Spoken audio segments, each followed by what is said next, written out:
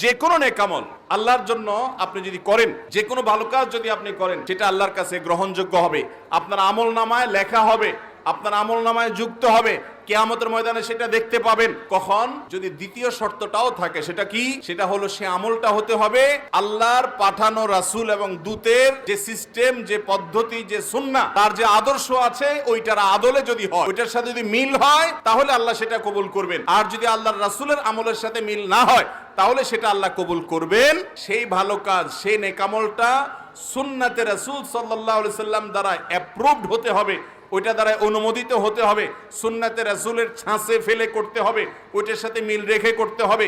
ওইটার সাথে যদি অমিল রেখে করেন, সে আমল আল্লাহর কাছে গ্রহণযোগ্য হবে।